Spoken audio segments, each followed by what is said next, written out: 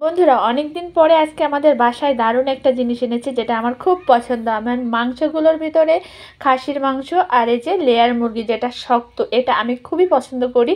তো আপনাদের দাদা বাজার থেকে নিয়ে এসেছে, আমি এখন নিজের হাতে কুটে কেটে ফ্রেশ করে নিব, রেডি করে নিব।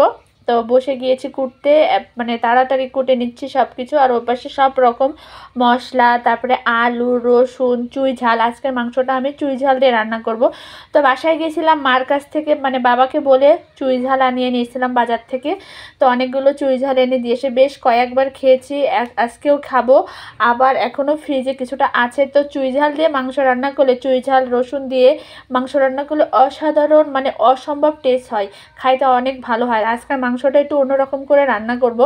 সব কিছু কুটে কেটে রেডি করে ফ্রেশ করে রেখে তারপরে আমি স্নান করে এসে রান্নাটা করব।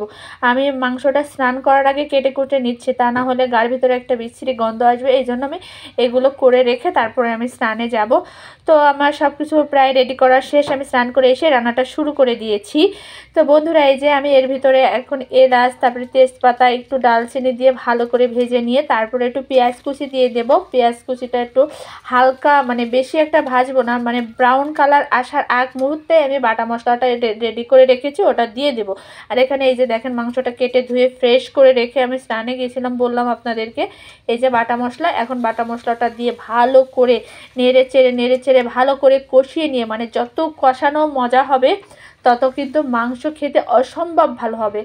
তো এই যে আমি মশলাটা ভালো করে কষিয়ে মাংসটা দিয়ে দিয়েছি।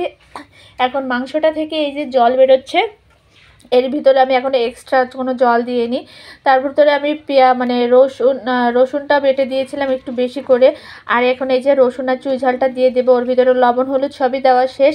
আর আজকে রান্নাটা কিন্তু আমি একদম সম্পূর্ণ মানে শুকনা লঙ্কা বেটে করলাম। আর অল্প কয়েকটা কাঁচা লঙ্কা দিব, মানে ঝোল ফুটে উঠলে সেটার ওপরে ছিটিয়ে দিব। আর এখন আমি যেটা এর ভিতরে দিব, এটা আমি দেইনি কারণ এটা গলে যেত। এই জন্য এটা মানে মাংসটা হালকা কষানো কষানো ভাব চলে আসছে, তখন এটা একটু ভিতরে দিয়ে তারপরে মানে বেশি নাড়াচাড়া করলে এটা আস্ত পাওয়া যায় না। আমার ছেলে এটা খোঁজে, মানে এই মাংসটা বাসায় আনলে এই যে ডিম তারপরে মেটে এগুলো খোঁজে। তো এই জন্য আমি বেশি ঘাটাঘাটি করলে আবার নষ্ট হয়ে যাবে, এই জন্য আমি এটা একটু মানে ঝোলটা ফুটে ওঠার মানে কিছুক্ষণ আগে দিই। আর এই যে মুরগির পেট থেকে যে ডিমটা বেরোলো আপনাদেরকে দেখালাম, সেটা দিয়ে এখন এই যে উচ্ছে আলু আর ডিম দিয়ে ভাজি করতেছি। কিন্তু দুর্ভাগ্যবশত এটা আমাদের ভাগ্যে জোটেনি, আমরা কেউ খেতে পারিনি, কারণ গ্যাস ছিল না, এটা ভাজা হয়নি। গ্যাস আনতে আনতে রাত হয়ে গিয়েছিল, এই জন্য আর রাত্রে ইচ্ছা করিনি যে রাত্রে তেতো খাওয়াটা তো ঠিক না, রাত্রে আর খাওয়াটা হয়নি। তো বন্ধুরা ফাইনালি আমাদের রান্না কমপ্লিট।